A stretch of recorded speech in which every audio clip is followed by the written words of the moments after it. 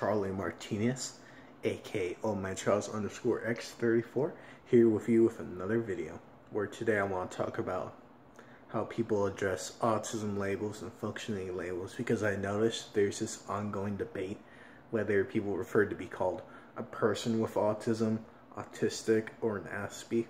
I know where the history goes with the word Aspie, because Aspie's after this professor Hansberg, whatever his name is, and that worked for the Nazis, and that the word Aspies is actually a pretty bad word to represent people that are on the autism spectrum. But personally, I just like to say I have autism.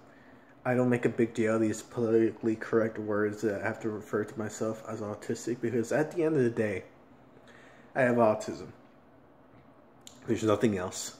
And saying I have Asperger's or I have autism are both the same thing, because people think that Asperger's and autism are just separate things from each other, but obviously they're the same thing, but different labels, which kind of mix things up in a way, because there's been this ongoing debate whether Asperger's should be considered a separate diagnosis from autism in a way, because I don't like using functional labels, but from what people are saying, Asperger's is like the most highest functioning level of autism. But to me, there shouldn't be these levels or barriers to separate people in the autism community, because together we should all be contributing, helping each other out in a way, and having patience with one another, because people that are not autistic sometimes not patient with us. So why not have patience with each other and really band together as an autism community to really contribute to each other's success, so we could each find our way to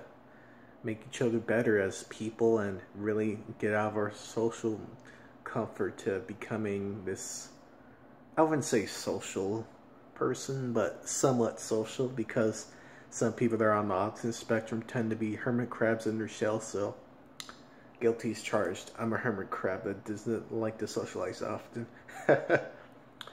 And otherwise, besides this, I actually spoke to a friend about these autism labels because someone attacked her based off how she refers to herself as an Aspie.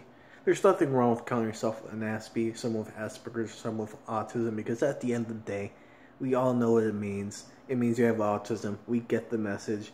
It doesn't matter what you refer to yourself as. Just some people that are on the autism spectrum get defensive about these politically correct names, and I'm aware of it.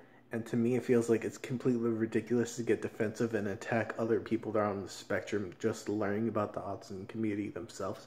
Because if you're going to attack someone entering the autism community, instead of attacking them for their mistaken pronunciation, try to teach and educate them instead of ridiculing them and attacking them in an argument, because that's no way to greet anyone in the autism community. Even parents, because parents that want to reach out to the autism community and really learn more about the autism spectrum, we should welcome the parents too, because maybe the reason why they want to reach out is because they want to understand. It's the whole point of the autism community message. We want people to understand us, and if people want to reach out to understand, we can't just turn them down, because that's what we're aiming for. We want people to understand.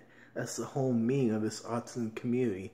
Part of the reason we want understanding, and most importantly, acceptance. And for that, we need to open up to people to get the understanding, and then hopefully acceptance.